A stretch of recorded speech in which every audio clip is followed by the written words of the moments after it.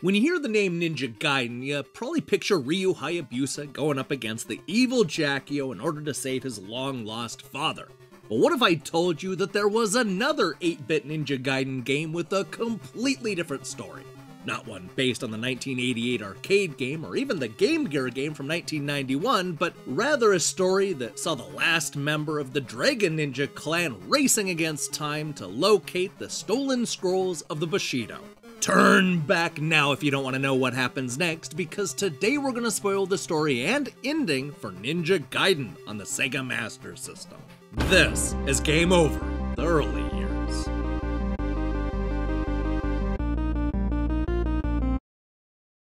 This is the story of Ryu Hayabusa, a member of the House of Dragon who's done all the ninjaing he can do in one day and just wants to snuggle up underneath a comfy old blanket back at home. Unfortunately, his village has been completely wiped out by rival ninjas, and a lone survivor tells Ryu that the scroll of Bushido has been stolen. Legend says that whoever holds the scroll will wield unlimited power and destroy the world as we know it.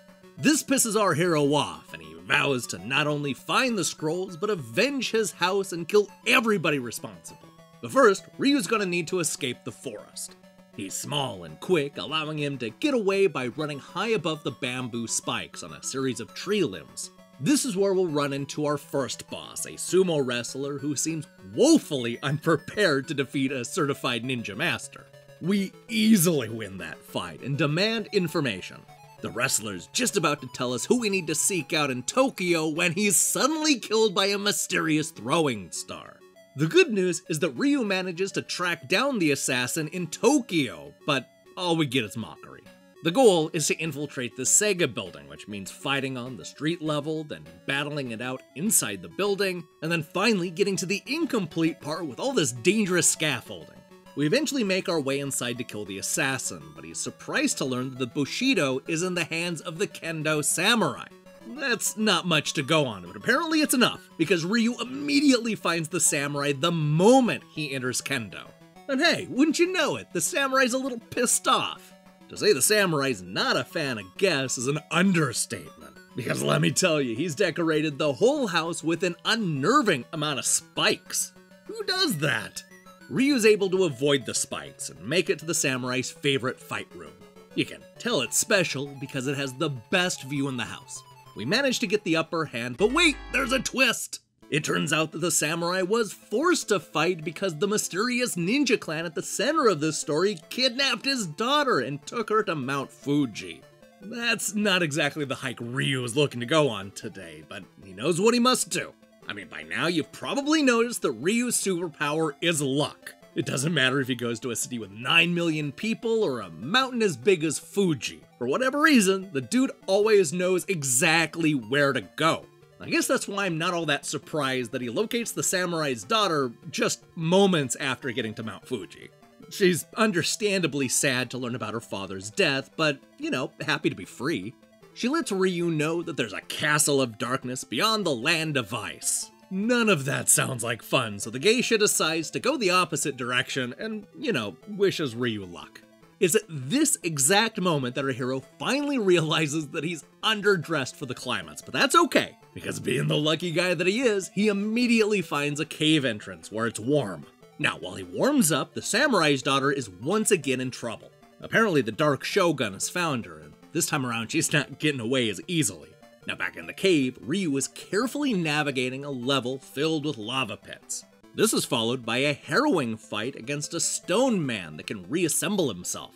What Ryu quickly realizes is that this rock monster is a demonstration of the Dark Shogun's power. It's clear that this is the guy that stole the Bushido scroll, and Ryu knows that he needs to get it back before it's too late.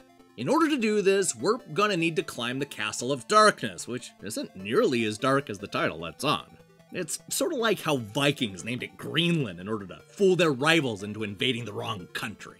The castle eventually leads Ryu straight to the Bushido scroll. But you didn't think it was going to be that easy, did ya? The Dark Shogun reveals that he has once again captured the geisha and plans on using the scroll's power to become the master of Earth. Ryu's training is put to the test in a supernatural fight against the Dark Shogun, but he eventually comes out on top, and this is what happens next.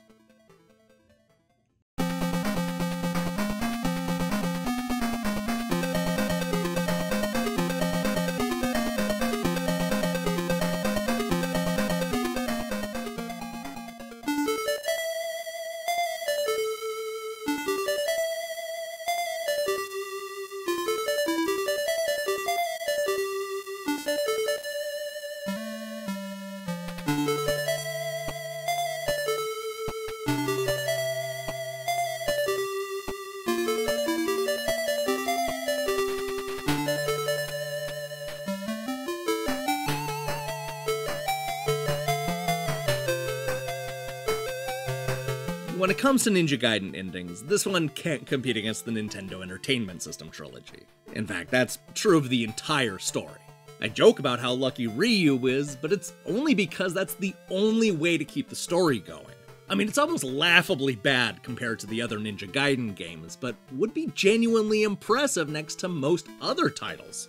I mean, the story may be simplistic to a fault, but at least they tried to set up the bad guys and they thrown a couple of twists. That said, it would have been nice if they at least had given the geisha a name. One of the things that I like about this story is that it doesn't contradict the rest of the games. You could look at this as a standalone entry that has nothing to do with the rest of the series. Or you could look at it as an oft-forgotten fourth installment.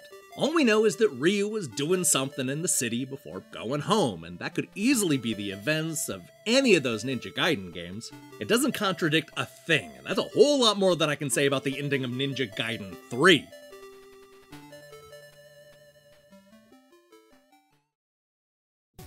Hey, thanks for watching this episode of Game Over, The Early Years.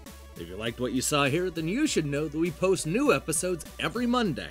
And here's the question I have for you. What's your favorite Ninja Gaiden game?